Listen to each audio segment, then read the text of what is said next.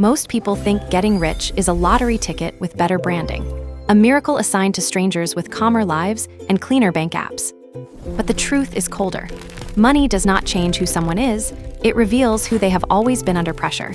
And in a world where rent climbs faster than wages, where healthcare can erase years of discipline, where layoffs arrive like weather, and where AI can compress entire careers into software, wealth does not come from hope. It comes from passing tests that most people do not even realize they are taking. Welcome to Money Animate. Stay close if you want stories that do not comfort you, but arm you. And if you want more of this kind of ruthless clarity, subscribe not as a favor, but as a safeguard for the days when fear gets expensive. Here is the pattern. The people who become wealthy in a way that sticks tend to pass 3 invisible tests, and depending on how they pass them, they fall into 5 repeating archetypes. The first is the scale test. Can one win become a machine that produces many wins without breaking? The second is the leverage test. Can output be multiplied using capital, people, technology, systems, and distribution instead of relying on personal hours? The third is the timing test, the wave most people call luck. Are they positioned where demand is rising instead of dying? And can they move before the crowd turns opportunity into a knife fight? Pass all 3 and wealth compounds. Fail even one and money leaks out in ways that look like bad luck but are really predictable physics. When the noise is stripped away, most self-made fortunes follow one of 5 routes. The entrepreneur builds systems, the investor multiplies capital. The specialist monetizes rare skill, the operator runs proven models, and the hybrid bridges stable income into assets until assets replace income. The entrepreneur begins with irritation, not rage, but an intolerance for friction. Entrepreneurs walk through life and see inefficiency as a personal challenge.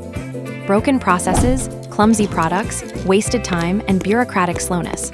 Most people complain and adapt. The entrepreneur dissects, redesigns, and rebuilds. Their restless advantage is that they do not accept the world as finished. Comfort does not seduce them for long, because their identity is shaped in uncertainty. That makes them dangerous in a good way, but it also makes them volatile. When a system finally runs smoothly, boredom can creep in, and boredom can destroy what discipline built. Their relationship with risk is often misunderstood. It is not love of danger, it is fear of stagnation. Waiting for perfect certainty feels like watching the door close while insisting it will stay open. So they spend savings on experiments. Hire before feeling ready, enter industries, because they sense a shift forming beneath the surface. The entrepreneur passes the scale test by turning a one-time victory into a repeatable engine. A single store is effort. A chain is a system. A single sale is a moment. A pipeline is a machine. Digital systems amplify this. The first version costs a fortune. The next customer costs almost nothing. That is why serious entrepreneurs obsess over processes, because process is how effort becomes compounding. Then comes the leverage test, and entrepreneurs live there. They borrow distribution, borrow attention, borrow teams, borrow capital. Borrow platforms, and increasingly borrow technological force.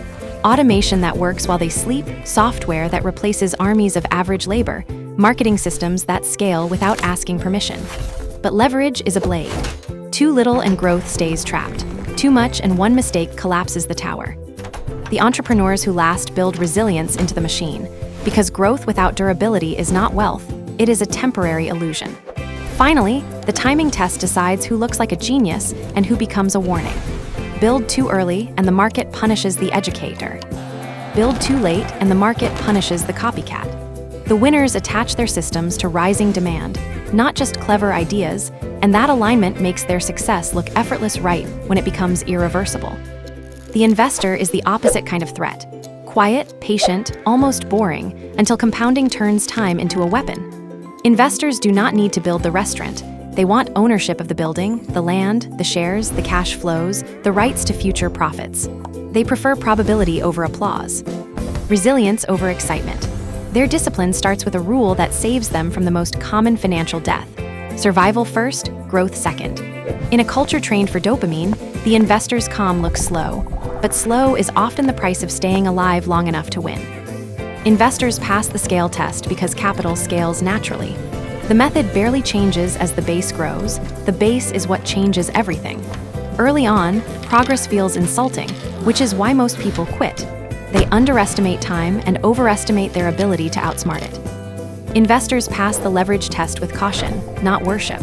They use debt when cash flow is stable and risk is survivable, but their strongest leverage is often invisible. Diversification, asset allocation, systematic reinvestment, and emotional control when markets panic. Markets are not moral systems. They do not reward deserving people, they reward prepared people. The timing test is where investors can look brilliant or foolish, because buying into a long expansion can compress decades, while buying into stagnation can flatten returns for years. The smartest investors do not rely on perfect timing. They build a process that survives imperfect timing, broad exposure, patience, and rules that prevent self-sabotage. Investors rarely get rich fast. They get rich steadily, then suddenly, and outsiders call it luck because outsiders were not there for the years of boredom. The specialist is the archetype of scarcity. The world is full of generalists, and it pays them average outcomes. But when competence becomes rare and mistakes become expensive, the market pays a premium. Specialists are the go-to ones, the problem solvers, the builders, the closers, the experts whose skill is hard to replace. Their advantage is depth, and depth is expensive. It costs years of practice, obsession, and the willingness to look unimpressive while mastering what later becomes valuable. Specialists can earn massive income, yet many still fail to become wealthy because income and wealth are not synonyms. This is the scale test trap. Their earnings are chained to their time. A schedule has limits, a body has limits. If they stop, the income often stops with them. The specialists who escape that ceiling learn to convert expertise into something that exists without their constant presence. A firm built on their method, licensing, tools, education products, intellectual property, equity stakes, and systems that sell outcomes instead of hours. In the leverage test, specialists wield credibility. Trust reduces friction. A strong reputation attracts clients, partnerships, and access that anonymous talent never receives. But credibility has a shadow. It can inflate ego and spending just as easily as it can create opportunity. The timing test is ruthless for specialists because the same skill can be modest in one decade and explosive in another. When industries shift, when technology reshapes demand, when regulation changes, a specialist positioned in the right field can compress the timeline to wealth, while an equally disciplined specialist in a shrinking field remains capped. The cold lesson is that mastery is power only when paired with assets. High income is fuel. Wealth is what remains when the work stops. The operator is the archetype most people ignore because it is not glamorous. And that is why it works. Operators do not need to invent something new. They take what already works and run it with discipline until repetition becomes dominance. They are the executors who obsess over details that other people dismiss. Training, logistics, consistency, cost control, customer experience. Quality, scheduling, systems, and accountability. Where entrepreneurs crave novelty, operators crave reliability. Their advantage is replication. One unit proves the model, multiple units produce wealth, many units create quiet empires. Operators pass the scale test through duplication. Standard procedures, training playbooks, measurable targets, and the humility to run the same play 1,000 times without needing praise. They pass the leverage test through teams and financing, because lenders and partners trust predictable cash flow and collateral more than bright ideas. But leverage still demands competence. Expand without culture and process, and the model fractures under its own weight. The timing test for operators is less about chasing futuristic trends and more about choosing industries with persistent demand. Food, housing, logistics, maintenance, essential services. Operators do not need the world to change. They need the world to keep needing what it always needs. They prove that boring businesses can fund extraordinary freedom, and that stability, multiplied, becomes power. The hybrid is the bridge builder. The path most people could actually execute if discipline stopped being a slogan and became a daily decision. Hybrids keep a stable income stream, often a career, sometimes a reliable business, and they use it as fuel to buy assets. They do not want to gamble everything on a startup. But they also refuse to rely on a salary for decades, especially in a world where inflation quietly steals purchasing power and automation quietly erodes job security. Their philosophy is simple: stability now, autonomy later.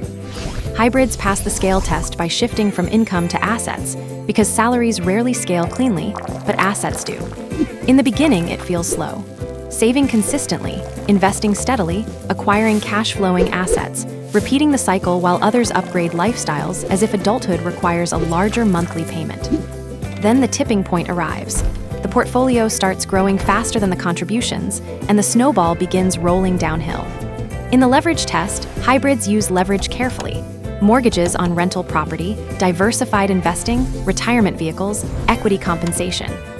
Small ownership stakes, side ventures, backed by the safety net of steady income, so one mistake does not erase everything.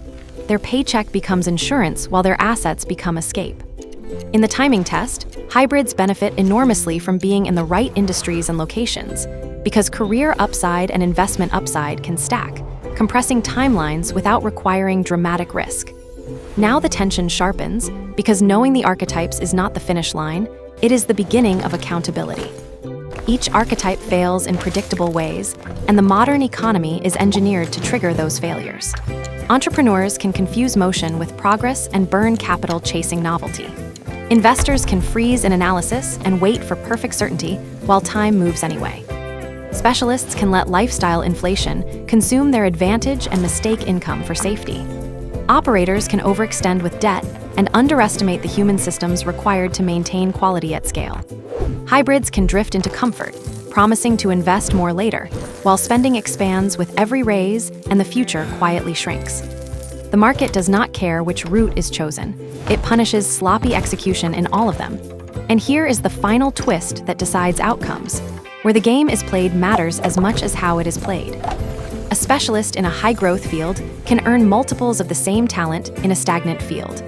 An operator in a booming region has more shots than one in a declining town. An investor with access to stable institutions and diversified markets has different odds than someone trapped in fragile systems. An entrepreneur building into rising demand has tailwinds. One building into a dead market has headwinds, and we'll call it luck, while the math stays unmoved. Wealth is not only effort. It is environment, incentives, and positioning. The cold, liberating conclusion is this: the world does not give money to the most deserving, it gives money to the best adapted. So this is not entertainment.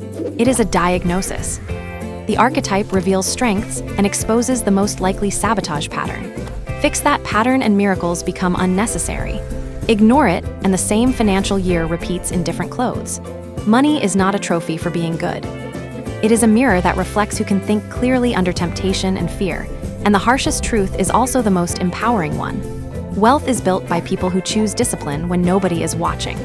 If this sharpened perspective, stay with Money Animate, subscribe, and keep building, because the next story might be the one that prevents the mistake that was about to cost years.